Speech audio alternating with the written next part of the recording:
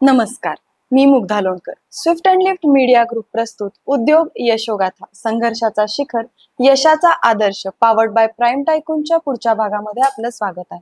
Phoenix पक्षाप्रमाणे राखेतून भरारी घेऊन आपल्याला नवीन काहीतरी सुरू करावं लागतं आणि याचं उत्तम उदाहरण म्हणजे मिस्टर तानाजी राजगुडे आणि त्यांचा बिझनेस ग्लोबल कन्स्ट्रक्शन. तर आज आपल्या सोबत आहेत मिस्टर तानाजी राजगुडे. नमस्कार सर. नमस्कार. आपण या ह्याच्यामध्ये त्यांच्याबद्दल आपण जाणून घेऊया. सर, तुमची शैक्षणिक आणि कौटुंबिक पार्श्वभूमी जाणून घ्यायला आम्हाला आवडेल. शैक्षणिक पार्श्वभूमी जर सांगायचं म्हटलं तर माझं गाव वडगाव पीर ग्रामीण म्हणजे पुण्याजवळ पुण्यापासून 55 किलोमीटरवरती गाव आहे. तर तिथून जन्म माझा 1985 साली झाला आणि परिस्थिती आणि ह्या सगळ्या गोष्टी जर पाहण्यात आलं तर माझं शिक्षण गावाला 1ली ते 12वी पर्यंत झालं आणि आईवडिलांची परिस्थिती खूप हलाखीची असल्यामुळं शिक्षण म्हणजे आईवडिलांनाच माहित नव्हतं की आपला मुलगा शाळेत जाऊन त्याचं करिअर कुठं सेट करायचं हे आईवडिलांना बिलकुलही माहित नव्हतं. पण परिस्थिती जरी बिकट असली तरी आम्हाला 2 टायमाचं जेवण व्यवस्थित त्यांनी दिलं आणि 12वी पर्यंत शिक्षण झाल्याच्या नंतर घरची फॅमिली बॅकग्राऊंड जर बघितलं तर माझ्या पाठीमागं माझ्या 2 बहिणी आणि 1 भाऊ आणि एज्युकेशन पार्ट बघितला तर भाऊ पण 10वी शिक्षण घेऊन तो त्याचं कामधंदा बघायला लागला. 2 बहिणी त्यांचं, कारण मी लहान असल्यामुळं 2 बहिणींची माझ्या अगोदर लग्न वगैरे झालेली होती. बरोबर.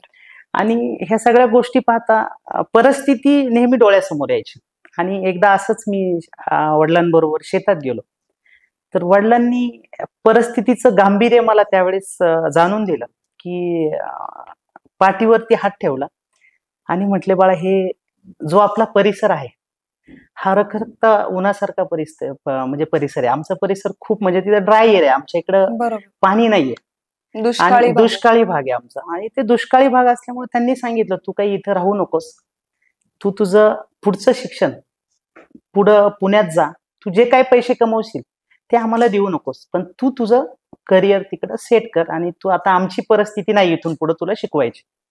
तरी पण मी हट्ट घेतला. 12वी पास झालो, मला चांगले मार्क पडले आणि मी पुण्यात आलो. इंजिनिअरिंग कॉलेज जे आहेत त्या ठिकाणी मी थोडं त्यावेळेस एसटी असायची, एसटीनी पुण्यात आलो आणि ते बऱ्याच ठिकाणी शाळा बघितल्या आणि ते हॉस्टेल्स त्या सगळ्या गोष्टी बघितल्याच्या नंतर परत घरी गेल्याच्या नंतर वडिलांना सांगितलं की इथं हॉस्टेल आहे, शाळेची एवढी फी आहे.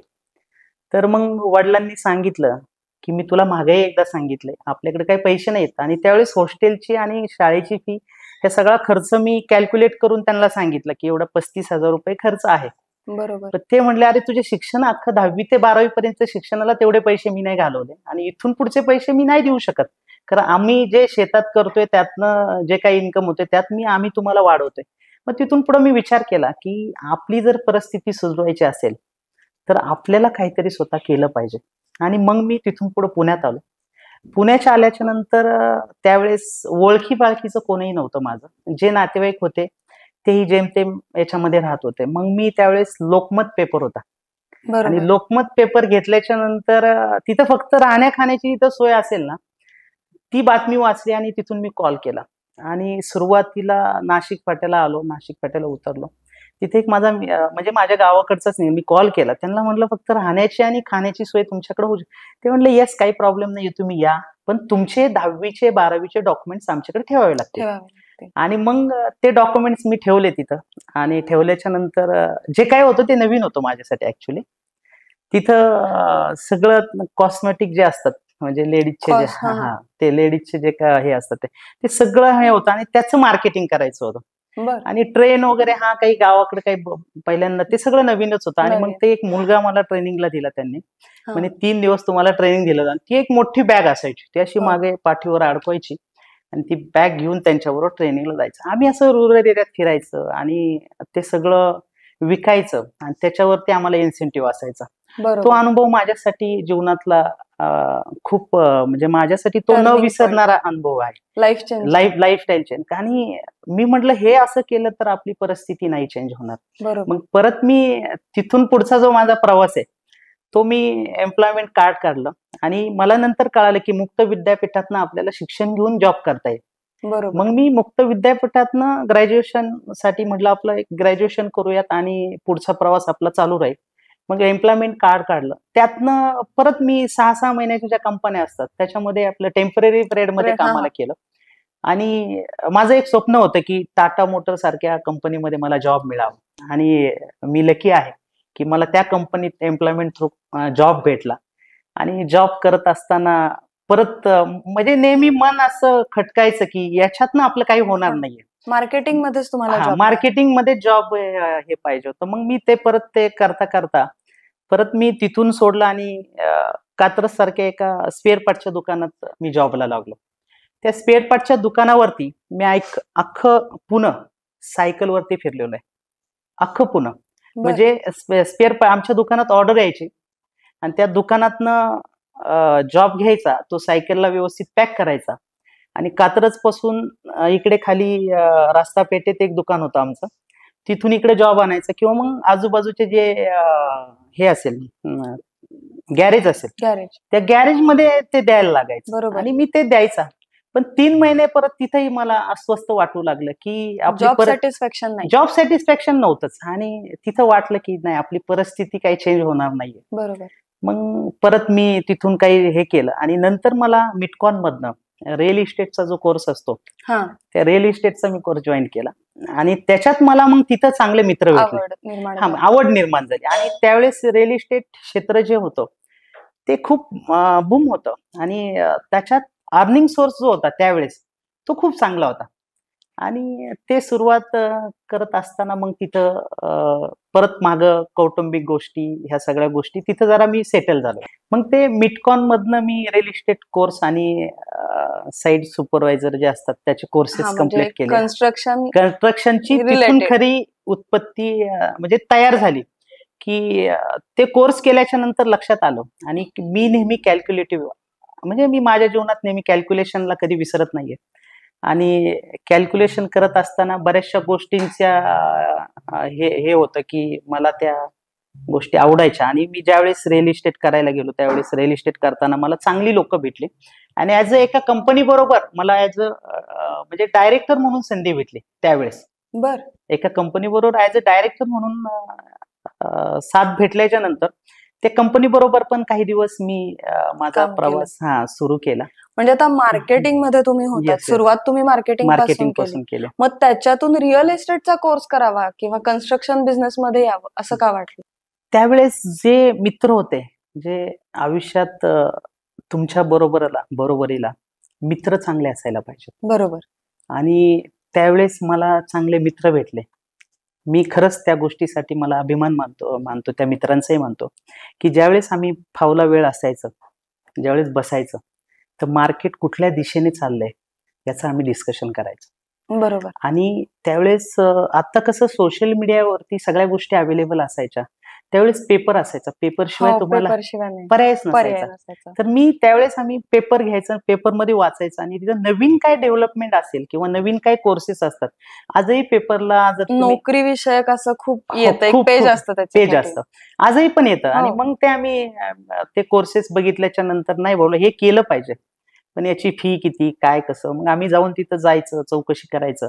कारण जो पगार होता ना जो पगार खूप कमी होता कारण मी बरोबर. माझं कौटुंबिक मगाशी तो विषय सांगितला मी तुम्हाला. मी माझ्या आईकडून ज्यावेळेस गावावरून पुण्यात आलो त्यावेळेस माझ्या आईकडून मी फक्त ₹100 घेऊन आलो होतो आणि त्या ₹100 वरतीच जे काही करत आलो ते करत आले. तिथून आणि बरोबर. मग ते कोर्सेस वगैरे बघितले आणि बघितल्याच्या नंतर असं वाटलं की आपण केलं पाहिजे आणि नेहमी माणसाने जीवनामध्ये ज्यावेळेस सक्सेस व्हायचं असेल ज्याला यशाचं शिखर गाठायचंय त्यांनी आपला पाठीमागचा जो पास्ट काळ आहे तो कधी भूतकाळ जो आहे विसरू नये. विसरू नये. कारण तो तुमच्या डोळ्यासमोर जेव्हा येतो त्यावेळेस तुम्हाला जसं तुम्ही सुरुवातीला बोललात की फिनिक्स पक्षाप्रमाणे तुम्हाला जे काही गिरटी घालायची आहे हो. पण ती जमिनीवर पाय ठेवून जी गिरटी घालायची असते ती खूप महत्वाची असते.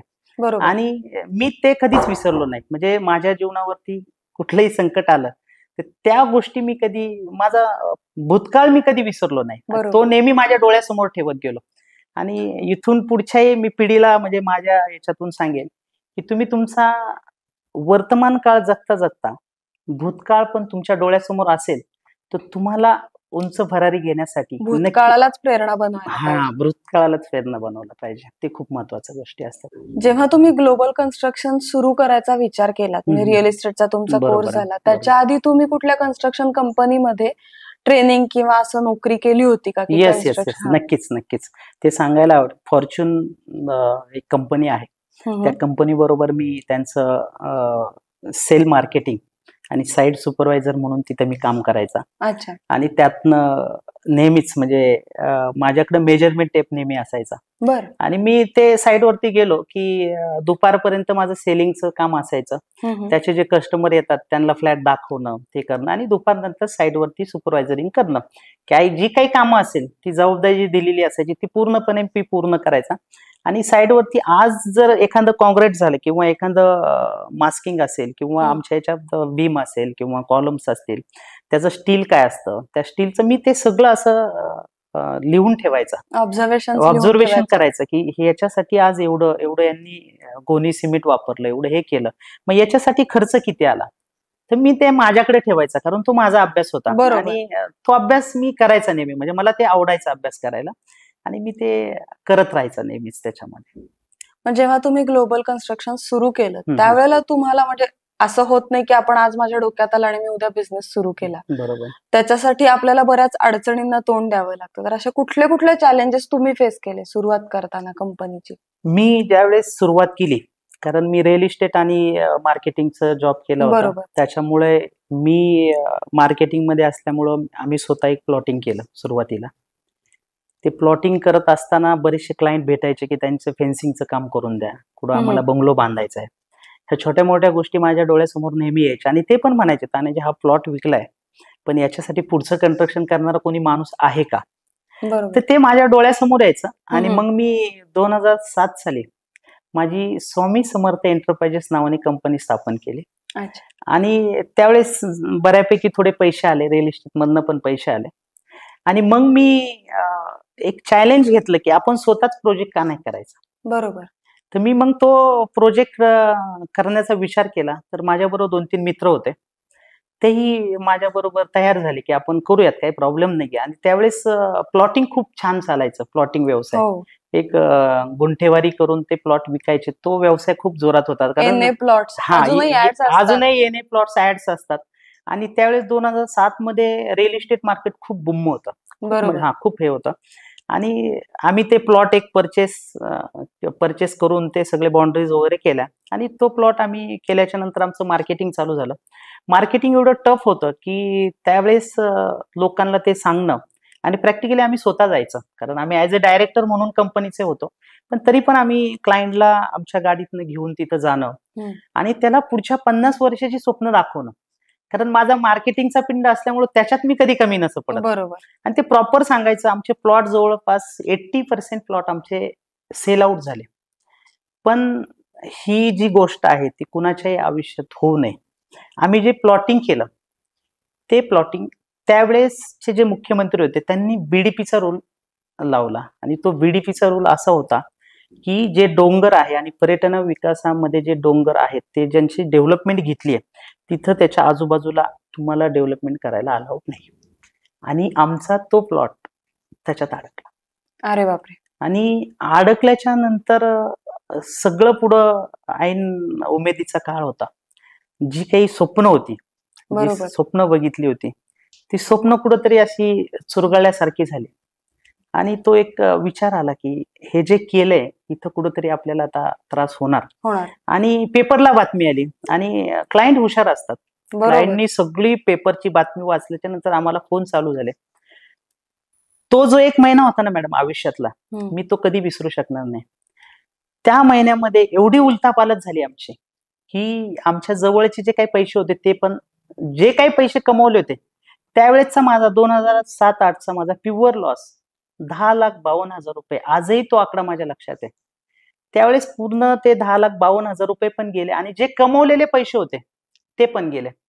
पण त्याच्यानंतर काय झालं की निगेटिव्हिटी एवढी झाली की मार्केटमध्ये निगेटिव्हिटी व्हायला आपल्याकडे काय होतं की आपल्याकडे एकच गोष्ट आहे की निगेटिव्ह थॉट्स वरती जास्त चर्चा केल्या जातात. निगेटिव्ह मार्केटिंग लवकर, त्याला काही करायची गरज नाही लागत आहे. आता ते कसं झालं, काय झालं हे सगळं मला माहिती. आता माझ्याकडं ग्रामीण भाग असल्यामुळं आणि माझा त्यावेळेस नेमका लग्नाचा पिरियड होता. वय लग्नाचं आलं होतं आणि त्यावेळेस माझे सगळे नातेवाईक, रिलेटिव्ह सुद्धा म्हणजे बाजूचे विचारायचे, की नक्की तू करतोय काय? काहीतरी गोंधळ केलाय तिकडे काहीतरी. हं. आता मला माहिती मी काय केलंय. मी गोंधळ बरोबर. काहीच केला नव्हता. फक्त माझ्या आयुष्यातली जी पायरी होती, व्यावसायिक पायरी होती, ती कुठेतरी एक स्टेप मी परत खाली गेलो आणि त्यात माझं नुकसान झालं. ते ॲग्रीड म्हणजे मला माझी चूक ती मान्य झाली. पण मी सांगायचं, जो मला भेटायला यायचे, ज्याचे पैसे असायचे, माझे क्लायंट्स आहेत, मी त्यांना सांगायचं, तुमचे पैसे हे सगळं पूर्ण दिले जातील. फक्त थोडे दिवस आम्हाला तुम्ही सपोर्ट करा आणि तो सपोर्ट करता करता बाकीच्या गोष्टींमध्ये पण लक्ष द्यायला लागायचं. आणि जी स्वामी समर्थ एंटरप्राइजेस कंपनी होती ती डेव्हलप, त्याचा मग मी पुढे आणखीन पुढे ग्रोथिंगसाठी पुढे परत मी स्वतः मी थांबलो नाही. म्हणलं जी चूक झाली ती आपण कव्हर करू. मग ते 3-4 वर्ष जो फ्लो होता तो ऍक्च्युली भरण्यात मला खूप मेहनत घ्यावी लागली आणि थोडंसं निगेटिव्ह वातावरण झालं होतं. आणि त्यावेळेस खरं कळालं की आपल्या जवळची हक्काची माणसं कोण आहेत आणि कोण बरोबर. नाहीत. माणसं ओळखायला लागली. माणसं ओळखायला त्यावेळेस खरं समजलं मला की आपली कोण आणि बाहेरची कोण. आणि ज्यावेळेस माझी जवळची जी माणसं होती ते ऑफकोर्स माझ्याजवळ आली.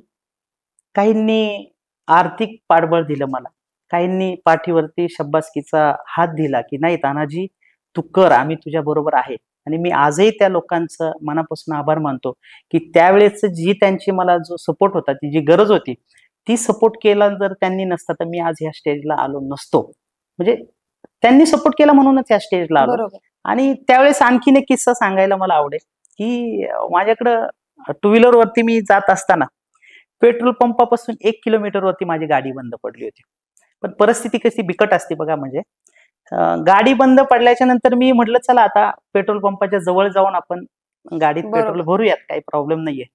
गेल्याच्या नंतर बॅग होती, सॅग अशी बघितली आणि पाकिट कुठे शोधतोय, तर त्यावेळेस माझ्याकडे ₹50 सुद्धा त्या गाडीत पेट्रोल टाकायला नव्हते. म्हणजे एवढी भयान परिस्थिती त्यावेळेस आलेली होती. पण एवढंच होतं, माझ्याजवळ जिद्द होती, चिकाटी होती आणि आत्मविश्वास जो होता माझा तो नेहमी स्ट्रॉंग असायचा. बरोबर. हा, तो नेहमी तेच महत्वाचं आहे सगळ्यात. आत्मविश्वास खूप स्ट्रॉंग असायचा. आणि मग तिथून पुढे मी स्वामी समर्थ जी कंपनी होती हं. ती चालू ठेवून पुढे ते सगळ्या गोष्टी म्हणजे चालूच होतं, रनअप चालूच होतं तो. ग्लोबल कन्स्ट्रक्शन कधी हा. सुरू केली? ग्लोबल कन्स्ट्रक्शन जी कंपनी जी चालू केली ती 2012 ला चालू केली. अच्छा. 2012 ला जी स्वामी समर्थ एंटरप्राइजेस कंपनी होती त्याचं फक्त नाव चेंज केलं. हं. कारण थोडंसं आता मार्केटमध्ये राहायचं म्हटल्याच्या नंतर थोडंसं बरोबर. आणि त्यावेळेस स्वामी समर्थ रन करताना मला इंडस्ट्रीयल मध्ये मी जरा फोकस केला. की इंडस्ट्रीयल मध्ये फोकस याच्यासाठी केला की जे प्री इंजिनिअरिंग जे स्ट्रक्चर होतं ती बाहेरच्या देशातले ते स्ट्रक्चर तिकडे जास्त वापरलं जायचं. तर त्याचं कॅल्क्युलेशन करायला सुरुवात केली आणि त्यावेळेस मार्केटमध्ये त्यावेळेस त्या व्यवसायामध्ये जास्त लोक नव्हते. बरोबर. हा, म्हणून मग मी त्याच्याकडे फोकस केला आणि कंपनीचं नाव फक्त मी चेंज केलं आणि ग्लोबल कन्स्ट्रक्शन ही 2012 ला माझी चालू झाली. 2012 ला चालू झाल्याच्या नंतर मार्केट खूप ओपन होतं. मार्केट ओपन असल्यामुळं कंपनीची ग्रोथ व्हायला काही टाइम नाही लागला, वेळ नाही लागला. बरोबर. हं. तुम्हाला या सगळ्या प्रवासामध्ये तुमचा टर्निंग पॉइंट कुठला, म्हणजे की नाही आता मी रिअल इस्टेट किंवा कन्स्ट्रक्शन मध्येच जाणार, हं. हा डिसिजन तुमचा कधी झाला? टर्निंग पॉइंट म्हणतो ज्याला आपण, की करिअरचा टर्निंग पॉइंट कुठला होता? करिअरचा टर्निंग पॉइंट जर म्हणाल ना तर ज्यावेळेस मी स्वामी समर्थ एंटरप्राइजेस कंपनी सुरुवात केली तो माझ्यासाठी आयुष्यातला एक टर्निंग पॉइंट ठरला. आणि ज्या व्यवसाय करायचा आहे म्हणजे 2012 ला ज्यावेळेस मी ग्लोबल कन्स्ट्रक्शन जी कंपनी जी आहे ज्यावेळेस स्थापन केली त्यावेळेस प्रत्येक पुरुषाच्या मागे कुठल्या तरी स्त्रीचा म्हणजे माझे लग्न झालं होतं 2012 ला आणि ज्या स्त्रीचा मला हात पाहिजे होता पाठीमागे, बाबा तुम्हाला जे आवडते. माझ्या मिसेसचं त्यावेळेस अजूनही मला वाक्य आठवतं की त्यावेळेस ती म्हटली, तिला बरेच माझे नातेवाईक सांगायचे की त्याला कुठेतरी परमनंट जॉबला लाव आणि तिला सांगायचे ऍक्च्युली. तर ती आमचं संध्याकाळी आमच्या दोघांमध्ये तेवढी एक गोष्ट आहे की काही दिवसभरातल्या घडामोडी झाल्या तर संध्याकाळी डिस्कशन करायच्या. आणि मी तिच्याशी ज्यावेळेस डिस्कशन केलं तिने पण मला त्यावेळेस तेच सांगितलं की तुम्हाला जे आवडतंय तेच करा. आणि मला ज्या क्षेत्राशी निगडीत कामं करायची होती जे कन्स्ट्रक्शन लाईन मध्ये, कारण कॉमन परिस्थिती असल्यामुळं भांडवल हा विषय खूप महत्वाचा होता. आणि त्यावेळेस असं कोण नव्हतं की तानाजी तू भांडवल घे आणि व्यवसाय चालू कर. कारण जो व्यवसायातनं पैसा येतोय, जो प्रॉफिट होतोय तोच पुढे गुंतवायचा आणि तेच पुढे भांडवल उभं करायचं. काही वेळेस असं असायचं भांडवल कमी पडलं तर व्याजाने पैसे घ्यायला लागायचे मार्केटमधनं. बरोबर. आणि मला घरून तसा खूप सपोर्ट मिळाला. अक्षरशः माझं लहान मुलगी जी आहे ती 6 महिन्यापासून आम्ही पाळणा घरात ठेवली आणि तिने तिचा पार्ट कंप्लीट केला, की 2 टायमाचं घराचं आणि बाकीचा जो खर्च आहे तो तिने कम्प्लिटली 4 ते 5 वर्ष पूर्ण हँडल केला. आणि आमचं सकाळी पहाटे 5 वाजल्यापासून तर रात्री 11 पर्यंत आम्हाला कामच करायला लागायचं. कामच. कारण माझ्या साईडवरती, कन्स्ट्रक्शन साईडवरती टाइम नसं भेटत. टाइम नाही. बरोबर. टाइम नाहीच आहे. कारण मी कधी 8 वाजता यायचं, कधी 9 वाजता, तर कधी टाइम येण्याचा टायमिंग नव्हता. जायचा टायमिंग असायचा, पण यायचा टायमिंग नसायचा. आणि तिने तो पार्ट अक्षरशः परफेक्टली हँडल केला आणि त्याचमुळं मलाही बिझनेससाठी भरारी घेण्यासाठी मला नक्कीच तो सपोर्ट झालाय.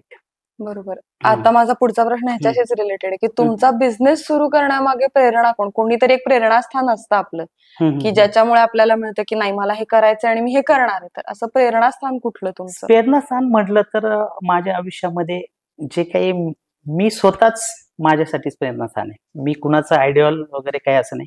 फक्त ज्यावेळेस अभ्यासामधनं आलं की आपण ह्या क्षेत्रामध्ये आपल्याला चांगलं आपण यश मिळू शकतो. बरोबर. माझे प्रेरणास्थान म्हटलं तर माझे आई वडील. मी एवढंच बरोबर. सांगू शकतो, त्याच्या पलीकडे जास्त नाही सांगू शकत. आता हा सर्व्हिस प्रोव्हायडिंग सेक्टर आहे बरोबर आहे. Construction business. मग त्याच्यामध्ये रोज तुम्हाला तर खूप लोकांशी डील करायला लागत असेल. बरोबर म्हणजे आहे, अगदी. क्लायंट आहे, वर्कर्स आहेत, बाकीचे थर्ड पार्टी वेंडर्स असतात. तर मग यांच्याशी डील करत असताना कुठले अनुभव येतात तुम्हाला? याच्याशी अनुभव डील करताना खरोखर काही चांगले पण अनुभव असतात, काही वाईट अनुभव असतात. कारण जो थर्ड पार्टी जो असतो, आजकाल एक मार्केटमध्ये एक ट्रेंड खूप वेगळा झालाय, की काम थोडं करायचं पण पैशाचा मोबदला जास्त घ्यायचा. जास्त घ्यायचा. आता जो वर्कर कॅटेगरी जी आहे, मी बरेच माझ्याशी वर्कर, माझ्याकडे आता काही 16-16 वर्ष झालेले वर्कर हम्म. आहेत. पण मी त्यांना नेहमी सांगतो, की तुम्ही काहीतरी अचिव्हमेंट करा. तुम्ही चांगल्या हेतूने विचार करा. पण त्यांची कॅटेगरी तशी नसते. त्यांचं ते दिवसभर काम करायचं आणि संध्याकाळी तेवढे पैसे घेतले, की त्यांचा तो विषय संपला. त्याच्यामध्ये चॅलेंजिंग खूप येतं. कारण लेबर मॅनेजमेंट करणं, कारण काय असायचं, लेबर ज्यावेळेस बाहेरून मागवू लागतात, बऱ्याच वेळा असं की ऍडव्हान्स घ्यायचा आणि तो ऍडव्हान्स घेतल्याच्या नंतर तुमच्या साईडवरती उद्या लेबर येतील आणि तो माणूस पुढच्या वेळेस फोन बंद करतो. आणि आपण पुढच्याला कमिटमेंट दिलेली असते की तुम्हाला ह्या टायमिंग मध्ये मी प्रोजेक्ट करून देईल. बरोबर. आणि मग त्याचं प्रेशर, परत लेबरचं प्रेशर, ह्या गोष्टी हँडल करायला आहे ना खरोखर खूप मोठा टास्क येतो आणि तो हँडल करायला त्रास होतोच. पण नंतर मग मी ठरवलं की नाही, आपण थोडंसं स्वतः उतरलं. मी काय करायचं, डिपेंड ऑन राहायचा.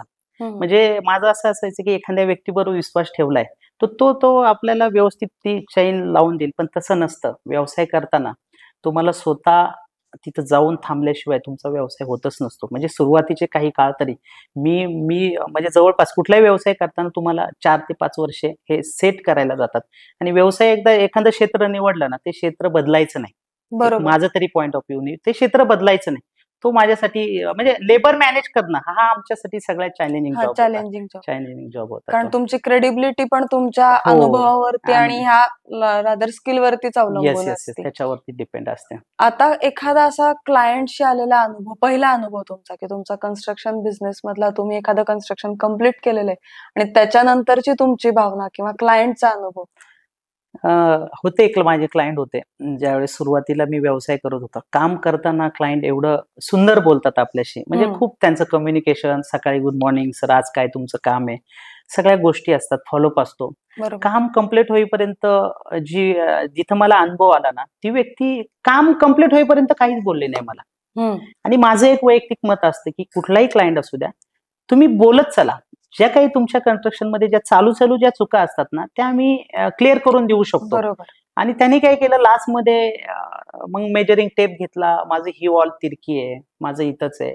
मग लास्टचं पेमेंट कुठंतरी द्यायचं नाही, ह्या हेतूने कुठंतरी पॉइंट्स काढायचे. आणि कन्स्ट्रक्शन फील्ड मध्ये पूर्वी जो काही प्रॉफिट असायचा तो खूप चांगला असायचा. पण आता काय झालंय की कॉम्पिटिशन एवढं वाढलंय की त्याच्यामध्ये प्रॉफिट ऑफ रेशो कमी आला. आणि आम्ही सर्व्हिस सेक्टरमध्ये हाच एक प्रॉब्लेम आहे की काम करत असताना आहे ना, आपल्याला त्रास खूप होतो. आणि क्लायंट काय करतात, काही क्लायंट खूप विचित्र असतात, लास्ट मोमेंटला पॉइंट काढतात की आमची स्टाईल ही अशी नव्हती पाहिजे, आम्हाला असं. ते सॅटिस्फाईड असतात मनाने, पण त्यांना जे लास्टचं जे पेमेंट असतं ना, ते त्यांना ऍक्च्युली द्यायचंच नसतं. त्याच्यामुळे ही जी लोक आहेत ना, ह्या लोकांपासून मी एक धडा शिकलो आणि तिथून पुढे मी ठरवलं की आपल्याकडं मार्केटमध्ये 3 प्रकारच्या आपल्याकडे आता फोर व्हीलर मध्ये जर बघितलं तर 5-6 भरपूर वेगवेगळ्या गाड्या आहेत. तर मी ठरवलं की आपण जे मीडियम मध्ये काम करायचं, एकदम खालच्या लेवलला पण नाही काम करायचं. क्वालिटी जी आहे ती माझी एक मी मी मी स्वतः माझा एक प्लॅन तयार केला आणि त्या क्लायंटमध्ये जो तो क्लायंट माझ्या याच्यात बसला तरच आपण त्याच्याशी पुढे जायचं, नाही तर अन्यथा त्याच्याबरोबर नाही काम केलं तरी चालेल, काही प्रॉब्लेम नाही. वेव्हलेंथ जुळणं हा, महत्वाचं त्या व्यक्तीची आपल्या बरोबर वेव्हलाईन जुळणं खूप महत्वाचं आहे. आणि मी मग क्लायंट आहे ना, थोडंसं मी विचारपूर्वक घ्यायला लागलो की ह्या क्लायंटकडून आपल्याला पुढे त्रास काय होईल. आणि मार्केटिंग मध्ये मी पहिल्यापासून असल्यामुळे ना, मला माणसं ओळखण्याचा जो अंदाज आहे तो म्हणजे माझ्या डोक्यात जे विचार येतात त्या व्यक्तीविषयी बरोबर. ते लास्टला बरोबर तेच होतात. कारण माझा जो अंदाज आहे तो खरा ठरतो लास्ट मोमेंटला, कारण ह्या क्लायंटचे सगळं स्ट्रक्चर माझ्याकडे तयार असतं.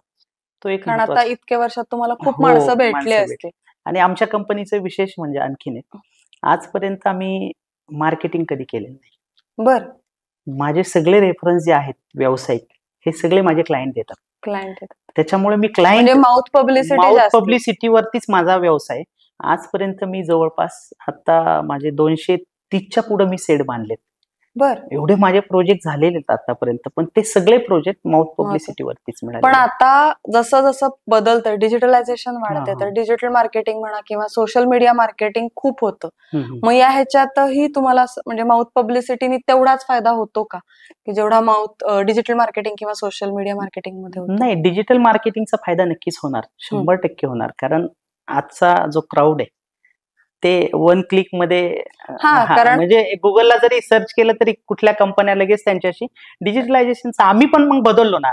आम्ही आता जे आम्हाला माउथ पब्लिसिटीवरती जो व्यवसाय मिळत होता तर आम्ही पण आता डिजिटलायझेशन मध्ये आम्ही उतरायला सुरुवात केलेली आहे. आता आमचं मार्केटिंग, आता आम्ही हळूहळू ते कंपनीच्या ग्रोथसाठी मार्केटिंग पण आम्ही चालूच करणार आहे. कारण आता माउथ पब्लिसिटी जागा Google reviews yes yes yes reviews check करूनच आपण पुढे येस येस जातो. राईट. नाही, आता आम्ही बदललो. मग आम्ही कंपनीच्या ज्या काही स्ट्रॅटेजी आहेत त्या आम्ही नक्कीच बदलल्यात, काही प्रॉब्लेम नाही. तुमचं कन्स्ट्रक्शनचे प्रोजेक्ट साधारण कुठल्या कुठल्या एरियामध्ये असतात? मी कन्स्ट्रक्शनचे प्रोजेक्ट पुणे डिस्ट्रिक्ट मध्ये जवळपास राजनगाव एमआयडीसी असेल, चाकण एमआयडीसी असेल, भोसरी एमआयडीसी असेल, त्याच्यानंतर इकडे कुरकुम एमआयडीसी असेल, या भोरच्या परिसरामध्ये काही एमआयडीसी आहे. ह्याच एमआयडीसी मध्ये मी काम, तळेगाव एमआयडीसी असेल, ह्याच गेले 2007 पासून आज 2024 आहे, ह्याच सेक्टरमध्ये मी काम केलेलं. मला बाहेरच्या ऑर्डर येतात पण मी शक्यतो त्या कारण मला इथेच ऑलरेडी माझ्या वर्षभरात इथेच 4 ते 5 प्रोजेक्ट असतात. मी तुम्हाला सांगितलं ना माझं रेप्युटेशन, आणि मी क्लायंटला कधी नर्वस करत नाहीये. बरोबर. त्याला ज्या काही गोष्टी पाहिजेत त्या मी देत जातो. बाबा आता म्हटलं इथे जरा थोडंसं हे आहे, काही गोष्टीत मग कॉस्टिंग कॅल्क्युलेशन हे पकडायचं नसतं. त्यांना थोडंसं कस्टमर सॅटिस्फॅक्शनला खूप महत्व देतो मी मग त्यावेळेस. तुमचं कन्स्ट्रक्शन हे फक्त म्हणजे कमर्शियल एरिया ह्याच्यासाठी आहे का रेसिडेन्शियल ह्याच्यामध्ये पण आहे? नाही, आम्ही फक्त कमर्शियल आणि इंडस्ट्रीयल मध्येच. आम्ही रेसिडेन्शियल मध्ये आम्ही पण नक्कीच आमचा पुढच्या काही काळामध्ये आम्ही रेसिडेन्शियल मध्ये आमचे काही अपकमिंग प्रोजेक्ट नक्कीच येतील. कारण तुम्ही आता एमआयडीसी ची सगळी नावं सांगितलीत म्हणून मी विचारलं. हो. मग एखादा असा कुठला प्रोजेक्ट की जे बघितल्यानंतर म्हणजे की तुम्हाला प्राऊड फील होतं की अरे हा माझा प्रोजेक्ट आणि हा अगदी मनासारखा झालाय माझ्या? हा प्रोजेक्ट चाकणला आमचे एक कांबळे सर म्हणून क्लायंट आहेत, त्यांचा प्रोजेक्ट अतिशय माझ्या मनासारखा झाला. त्या व्यक्तीने काम करताना म्हणजे साधं सिमेंट सुद्धा चेक नाही केलं, म्हणजे कुठल्याच गोष्टी चेक नाही, साईडवरती यायचे ते. पण मला जे क्लायंटचे जे प्रश्न असतात एकही त्या व्यक्तीने मला प्रश्न नाही विचारला, कधीच नाही विचारला. काम चालू असताना येणार, बघणार, हा ओके काही प्रॉब्लेम नाहीये. म्हणजे काही क्लायंट विचित्र असतात, त्याच्यामुळे मग तिथं प्रोजेक्ट डिलिव्हरी देताना आहे ना खूप सारे टेक्निकल प्रॉब्लेम्स येतात. मग असं जेव्हा आता तुम्ही म्हणालात की क्लायंट्स काही काही विचित्र असतात आणि मग त्या वेळेला काय होतं, सुपरवायझर असेल किंवा लेबर असेल तुमचं, त्यांच्यामध्ये क्लॅशेस होण्याची शक्यता असते. मग हे सॉल्व्ह करण्यासाठी किंवा रिझॉल्व्ह करण्यासाठी तुम्ही काय स्ट्रॅटेजी वापरता? मी त्याच्यासाठी एकच स्ट्रॅटेजी वापरतो, दोघांना समोर घेतो, लेबरला बसवतो आणि तो माझा जो सुपरवायझर आहे त्यालाही बसवतो आणि काय प्रॉब्लेम आहे पहिला त्यांच्याकडून मी समजून घेतो आणि त्यांनाही समजून सांगतो की क्लायंट आहे तो आपला, तो क्लायंट आपल्याला पैसे देतोय, त्याच्या पद्धतीने पण काम होणं गरजेचंच आहे. मी जरी क्लायंटची चूक असेल तरी मी लेबरला सांगतो आपली चूक आहे, म्हणजे एखादी गोष्ट चुकली तर मी सुपरवायझरला सांगतो ही तुझी चुकी आहे, तू त्याच्यावरती कमांड नाही ठेवली म्हणून तुझी चूक झाली. आणि लेबरलाही सांगतो की तू सुपरवायझरचं ऐकलं नाही मुळे ती चूक झाली आहे. क्लायंटला नाराज करता कामा नये. मग मी काय करतो, त्यांचं सोल्युशन जे आहे ते घेऊन क्लायंटशी बोलतो की सर असं असं तुमच्या साईडवरती प्रॉब्लेम आहे, मग काय करायचं. मग आम्ही ते बसून, आणि मी शक्यतो फोनवरती शक्यतो जास्त कम्युनिकेशन करत नाही. जे असे टेक्निकली प्रॉब्लेम्स असतात मी त्यांना क्लायंटला पण सांगतो तुम्ही साईडवरती या, आपण साईडवरती बसू आणि तुमचा जो काही प्रॉब्लेम असेल तो आपण तुमचा सॉर्ट आउट करू. बरोबर. आता रेसिडेन्शियल कन्स्ट्रक्शन आणि हम्म. कमर्शियल कन्स्ट्रक्शन याच्यात काय फरक आहे साधारणपणे, आणि अरे- काय चॅलेंजेस आहेत दोन्हीतले? हा, दोन्हीतले चॅलेंजेस असे असतात. कमर्शियल मध्ये एकच क्लायंट हँडल करायला लागतो, बरोबर. आणि याच्यामध्ये रेसिडेन्शियल मध्ये तुम्हाला जवळपास एखादा प्रोजेक्ट असेल, 100 फ्लॅट्स असतील, तर त्यांचं कम्प्लिशन देईपर्यंत असंख्य अशा प्रश्नांच्या लिस्ट येतात. कुणाला किचन चेंज करायचा असतो, कुणाला भिंती चेंज करा, इंटरनल भिंती चेंज करायच्या असं, सर आम्हाला असं करून द्या. कारण कस्टमर सॅटिस्फॅक्शन खूप महत्वाचं आहे, बरोबर. आणि तो सॉल्व्ह करायला त्यासाठी टीम, आणि छोट्या कामांसाठी नेहमी पैसे जास्त जातात. बरोबर. नेहमी पैसे जास्त. आणि जे छोटे मोठे चेंजेस असतात ना, चालू मध्ये केले तर त्याला पैसे कमी जातात. पण ज्या वेळेस तुम्ही काम कम्प्लीट झाल्यानंतर चेंजेस करायचे असतात, त्यावेळेस मी माझ्याकडे पण नेहमीच कस्टमरला सांगतो की तुम्ही ते चेंजेस जे आहेत ते आम्हाला सुरुवातीला सांगा, म्हणजे तोडफोड नको करायला. कारण मग काय होतं की एखादी काही गोष्ट पेंटिंग झालंय आणि परत तुम्ही तिथं काहीतरी करा, असं करा तसं करा, त्याच्यात काय जातो, माझाही वेळ जातो, माझ्या टीमचाही वेळ जातो, आणि प्लस त्यांचे पैसे जातात. क्लायंट पैसे द्यायला तयार असतात, काही काही म्हणतात आम्ही पे करतो, काही प्रॉब्लेम नाहीये. पण त्याच्यामध्ये काय होतं, जो पहिला टचअप असतो आणि नंतर जे काम केलेलं असतं तो मॅचिंग व्हायला प्रॉब्लेम येतो, मॅच होत नाही प्रॉब्लेम. त्याच्यामुळे ते जरा थोडासा तो एक चॅलेंजिंगचा पार्ट आहे तो. त्याच्यामुळे कमर्शियल प्रोजेक्ट मला नेहमीच आवडतात पहिल्यापासून. तुम्ही मग आतापर्यंत रेसिडेन्शियल मध्ये पाऊल ठेवलंच नाहीये का ठेवण्याचा विचार आहे? नाही, आतापर्यंत मी रेसिडेन्शियल मध्ये पाऊल नाही ठेवलेलं. माझ्या इथून पुढच्या आमच्या कंपनीचे जे काही ग्रोथ असेल त्याच्यामध्ये नक्कीच रेसिडेन्शियल प्रोजेक्ट आमचे अपकमिंग येतील, आणि 100% खात्रीने सांगेल की तुमच्याच याच्यामध्ये पुढे तुम्हाला सांगू आपण ते प्रोजेक्ट कुठले असतील. पुण्यात किंवा पुण्याच्या आजूबाजूला अनेक नावाजलेल्या कन्स्ट्रक्शन कंपनीज आहेत, तर त्यांच्या सोबतच्या कॉम्पिटिशन मध्ये पुढे राहण्यासाठी तुम्ही कोणती स्ट्रॅटेजी वापरता? त्याच्यामध्ये म्हणजे कन्स्ट्रक्शन ज्यावेळेस साईट चालू असतात त्यावेळेस एव्हरी इच गोष्ट मला माहित असते, आणि क्वालिटी मध्ये मी कधीच कॉम्प्रोमाइज करत नाही. कारण जी क्वालिटी आहे ती आपण जर दिली तरच आपल्याला पुढे काम भेटणार असतं. आणि आणखीन एक म्हणजे मला अभिमान आहे की पिंपरी चिंचवड शहरामध्ये नाही, पुणे शहरामध्ये इंडस्ट्रियल सेड म्हणलं तर पहिल्या 10 टॉपच्या आतमध्ये आमच्या कंपनीचं नाव येतं, कारण पहिल्यांदा आमच्याकडे इन्क्वायरी येते. बरोबर. आणि एक अभिमान याच्यासाठी असा वाटतो की एक सर्वसामान्य फॅमिली मधला मुलगा ज्यावेळेस ह्या लाईन मध्ये, मागचं बॅकग्राऊंड काहीच नाही ना. बरोबर. बॅकग्राऊंड माझ्या फॅमिलीमध्ये कोणी कन्स्ट्रक्शन लाईन मध्ये नव्हतंच, फक्त हेच बॅकग्राऊंड होतं की मला काहीतरी करून दाखवायचंय. म्हणून मग मी ते करण्यासाठी जी माझी कस्टमर सॅटिस्फाईड जी गोष्ट आहे त्या गोष्टीला मी खूप महत्व दिलं. आणि साईडवरती असं नाही की मी माझं ऑफिस जे आहे त्या ऑफिसमध्ये बसून साईडवरती मी कधीच ऑर्डर नाही सोडत. मी प्रॅक्टिकली साईडवरती जातो, आज कुठल्या साईडवरती काय काम आहे. माझ्याकडे 5 प्रोजेक्ट असेल तर 5 प्रोजेक्टला दर दिवस माझी स्वतःची व्हिजिट असते. त्याच्यामुळे एव्हरी ईच गोष्ट आपल्याला कळते.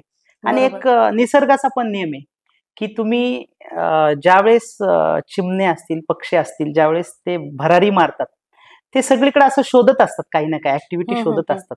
त्यांच्यासाठी जे काही दिवसभरातल्या ऍक्टिव्हिटी, तसं माझं कमांड खूप आहे. व्यावसायिक जे कमांड असतं ना ते माझं पहिल्यापासून अटॅचमेंट, म्हणजे काम असू किंवा नसू, साईड एखादी बंद असली तरी तिथे जाऊन येणं आणि ऑब्झर्वेशन करणं की हा प्रोजेक्ट आपल्याला पुढच्या काही दिवसात हे करा. आणि तेच एक माझ्यासाठी खूप महत्वाचं आहे. आणि मेन म्हणजे ज्यांची कामं केलेत त्याच लोकांनी मला आजपर्यंत मोठं केलं. आणि इथून पुढची अपेक्षा हीच असेल की कस्टमर सॅटिस्फाईड जे काय आहे ते आमच्या कंपनीचं ब्रीथ वाक्य आहे की प्रत्येक एव्हरी प्रोजेक्टला क्वालिटी जी आहे ती नेहमी आपण अपग्रेड करायची. प्रत्येक प्रोजेक्टला एव्हरी प्रोजेक्टला क्वालिटी अपडेट करत राहायची. जी काय असेल क्वालिटी कॉम्प्रोमाइज नाही, तो क्लायंट असो किंवा नसो, कॉम्प्रोमाइज नाही करायचं. त्याच्यामुळं मग मला जी ऑर्डर आहे, आणि लोक क्लायंट पण आले ना, माझा प्रोजेक्ट आणि बाजूचा प्रोजेक्ट ज्यावेळेस पाहतात त्यावेळेस त्यांना बऱ्यापैकी तथ्य जाणवतं आणि ते स्वतः म्हणतात नाही बाबा आपली क्वालिटी चांगली आहे, आपल्या सेडमध्ये ज्या काही गोष्टी आहेत म्हणजे कुठल्याच गोष्टी मी स्किप करत नाही. बरोबर. त्या प्रॉपरली जे काही कोटेशन मध्ये ठरलंय आणि माझा फॉर्मॅट आहे त्या फॉर्मॅटमध्येच मी काम करतो. माझं क्लायंटचं माझं पेमेंट शेड्यूल असेल किंवा प्रत्येक गोष्ट असेल मी फॉर्मॅटमध्ये करतो आणि क्लायंटची शक्यतो जास्त म्हणजे काही प्रोजेक्टमध्ये काय होतं की क्लायंट स्वतःहून जास्त हे करत असतो, पण मी शक्यतो क्लायंट बरोबर जास्त म्हणजे ते हे नाही करत, घासाघीस जास्त करत नाही करत बसत. नाही. त्याच्यामुळे मग माझ्याकडे प्रोजेक्ट येतात आणि क्लायंटलाही कुणी विचारलं की तुम्हाला माझं काम करायचं, तर क्लायंट स्वतः सांगतो की त्या व्यक्तीकडे दिल्यानंतर तुम्हाला काहीच बघायला लागणार नाही. आता माझे काही पुण्यातले क्लायंट आहेत, हम्म. ऍक्च्युली ते महिन्यातनं एकदा व्हिजिटला येतात, तर त्यांचं स्वतःचं स्टेटमेंट आहे की तुम्हाला प्रोजेक्ट दिल्याच्या नंतर आम्हाला काहीच बघायला नाही लागत. म्हणजे साईडवरती जवळपास आता कन्स्ट्रक्शन साईडमध्ये जवळपास 100+ ऍक्टिव्हिटी असतात आणि बरोबर. मी ज्या क्षेत्रात स्ट्रक्चर उभं करतो त्याच्यामध्ये आम्हाला एक नटबोल्ट पासून म्हणजे 10 mm पासून जी सुरुवात होती तर पार 100 पर्यंत जातं. त्याच्यात सगळं सायकलिंग मटेरियल असतात, सगळे सप्लायर असतात. ह्या सगळ्या चेन्स आहेत ना प्रॉपरली हँडल करावं लागतात. आणि सर्वात महत्वाची गोष्ट, ज्यावेळेस तुम्हाला एखादा प्रोजेक्ट येतो ना त्यावेळेस तुमचे ते जे पैसे येतात ते त्या क्लायंटचे असतात बरोबर. आणि त्या क्लायंटला वेळ नसतो, तो फक्त आपल्याकडून सर्व्हिस करून घेतोय प्रोजेक्ट. मग त्या पद्धतीने त्याची सर्व्हिस झाली पाहिजे. आणि मग काही ठिकाणी काय होतं की सप्लायर पेमेंट टायमावरती नाही द्यायचं, बरोबर. मग तो सप्लायर आपल्याशी हे करत असतो. ठीक आहे, नगण्य काही गोष्टी घडतात, असं नाही मी म्हणत की 100% आमच्याही याच्यामध्ये कम्प्लेशन असेल, पण तरी पण काही गोष्टी असतात की काही सप्लायर त्रास देतात. आणि पूर्वी कसं असायचं की कन्स्ट्रक्शन साईट उभी करायची म्हटलं की स्थानिक लोकांचा खूप हे असायचं, खूप बरोबर. त्रास असायचा. पण आता आमचा जो मुद्दा आहे, आम्ही ज्यावेळेस एखादी साईट चालू होती त्यावेळेस आम्ही जवळच्या जे काही पोलीस स्टेशन असेल तिथं आमच्या कंपनीचं एक लेटर देऊन पाठवतो, इथे ते प्रोजेक्ट आहेत. पण आता गव्हर्नमेंट आणि शासनाचे नेम पण चांगले आले की एखाद्या व्यक्तीला जर तिथं कोणी स्थानिक त्रास द्यायचा असेल तर फक्त तुम्ही आमच्यापर्यंत ती कंप्लेंट राईज करा, आम्ही त्यांना कसं करायचं त्या गोष्टी. म्हणजे सुरुवातीला खूप त्रास असायचा, गावगुंडांपासून हो, भरपूर त्रास बरोबर. खूप त्रास माझा असायचा. आता हा प्रश्न हा होताच हा हा की बरेच वेळेला लीगल इश्यूज होतात लिगल इश्यू कन्स्ट्रक्शन ह्याच्यामध्ये बरोबर किंवा स्थानिकांच्याकडून बरोबर गव्हर्नमेंट बरोबर काही इश्यू बरोबर होतात. मग बरोबर ते रिझॉल्व्ह करण्यासाठी तशी टीम तुम्हाला हायर करावी हो लागत असेल. बरोबर बरोबर. तर मग हे तुम्ही कसं काय हँडल करता नाही, हे हे मी सगळं विचारणारच हे होते. सगळं मी तेच सांगतो ना, माझ्याकडे इनबिल्ड ह्या सगळ्या गोष्टी असल्यामुळं मी ज्या क्षेत्रात वावरलोय त्या सगळ्या क्षेत्रातला मला अनुभव आहे.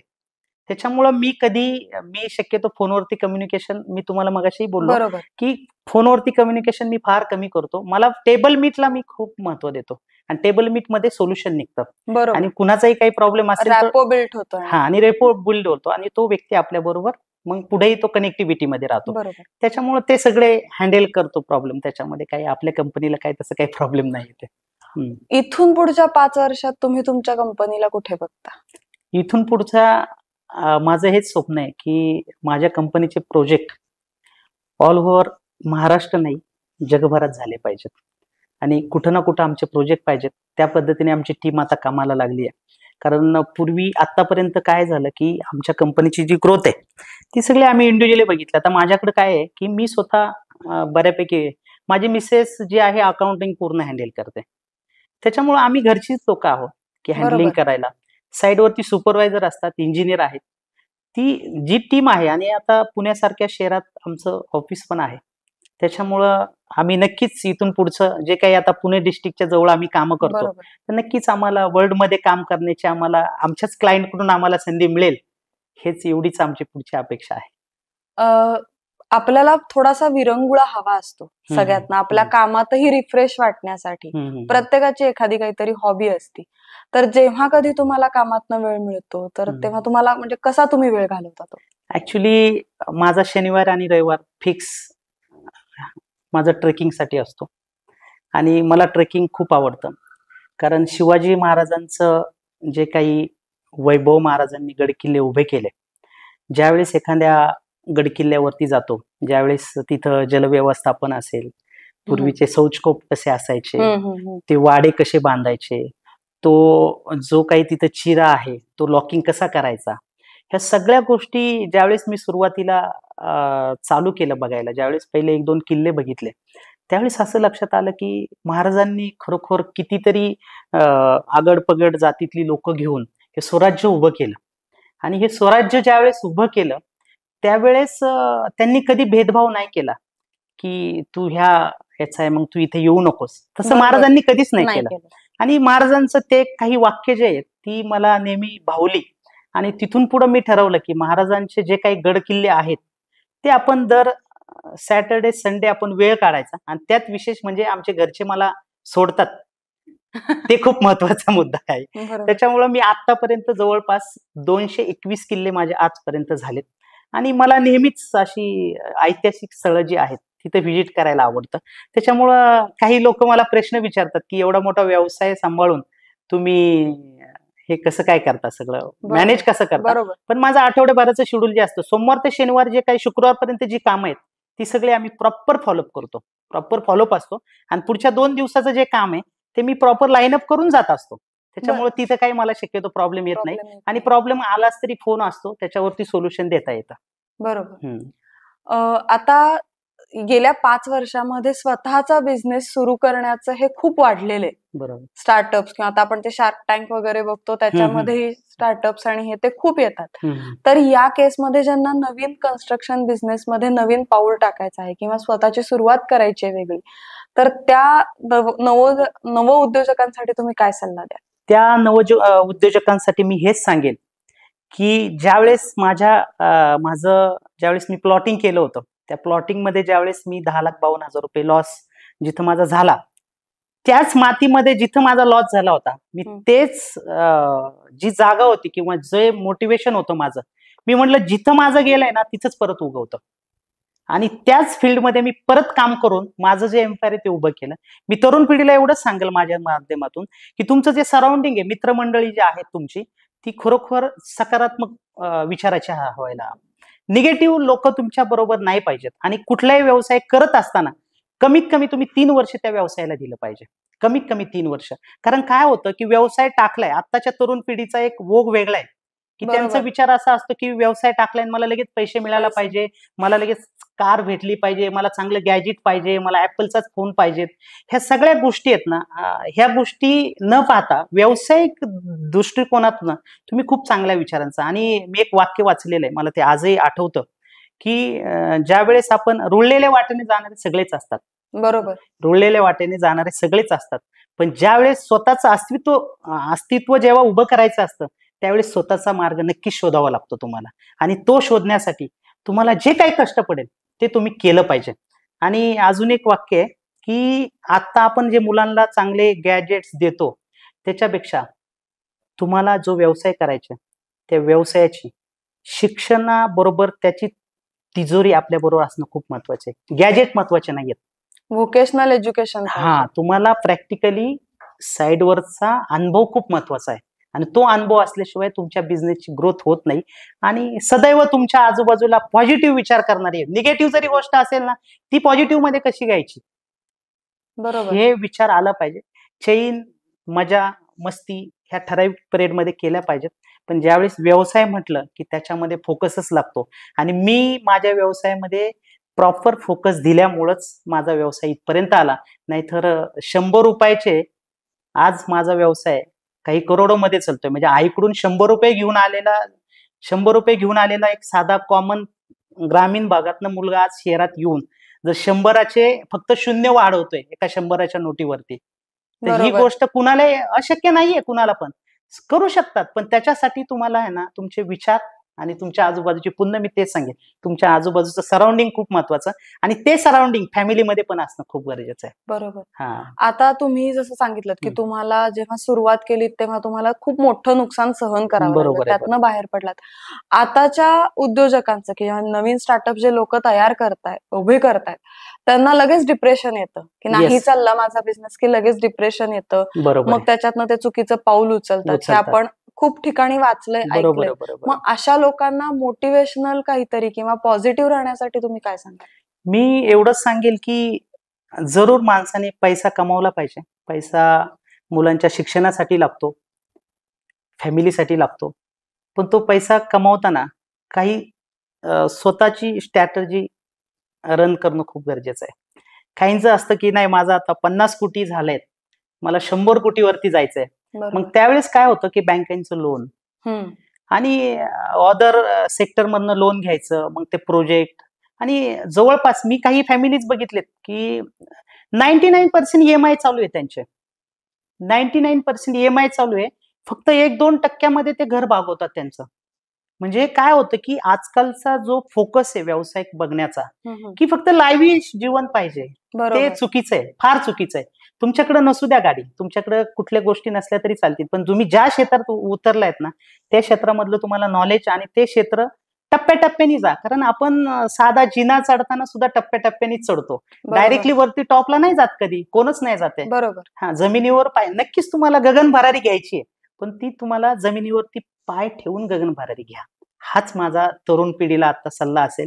आणि जास्त म्हणजे दिखाऊपणात न जाण्यात प्रॅक्टिकल राहणं आयुष्यात खूप महत्वाचं आहे. गरजा काय आपल्या कधी संपणार नाहीयेत. बरोबर. आपलं एक घर झालं की दुसरं घर होतं. एक ऑफिस झालं तर आणखीन मोठा स्पेस पाहिजे. आपल्याकडे स्टाफ पाहिजे. ह्या सगळ्या गोष्टी पाहिजेच, पण त्या कॅल्क्युलेटिव्ह पाहिजेत. बरोबर. त्या कॅल्क्युलेटिव्ह असेल तरच तुमची जी ग्रोथ आहे ती चांगल्या पद्धतीने होऊ शकते. हे खरंच खूप म्हणजे हे गरजेचं आहे हे तरुण खूप- पिढीने लक्षात घेणं आणि हो. त्याच्यावरती एक्झिक्युशन करणं. Yes. नुसतं लक्षात घेणं महत्वाचं नाहीये, हम्म. एक्झिक्युशन करणं. खूप महत्वाचं. थँक्यू सर, तुम्ही इथे आलात आणि Yes, yes. आमची खात्री आहे की तुमचं जे 5 वर्षात स्वप्न आहे की जगभरात कुठे ना कुठेतरी तुमचं कन्स्ट्रक्शन असेल Yes. ते नक्की पूर्ण होईल. Yes yes. Thank you so तुमच्यासारख्या स्टुडिओ किंवा तुमचं जे कंपनी आहे Swift and Lift Media. या कंपनीने आमच्यासारख्या लोकांना हा प्लॅटफॉर्म उभा करून दिला, हेच आमच्यासाठी खूप महत्वाचं आहे. कारण ह्या गोष्टी आपल्या तरुण किंवा लोकांपर्यंत पोहोचणं लोकांपर्यंत गरजेचं आहे. पोहोचणं गरजेचं आहे. आणि नक्कीच तुम्ही असे नेहमी प्लॅटफॉर्म आमच्यासारख्या व्यावसायिकांना देत चला. आणि आमच्याकडूनही तुमच्या व्यवसायासाठी खूप खूप शुभेच्छा. थँक्यू.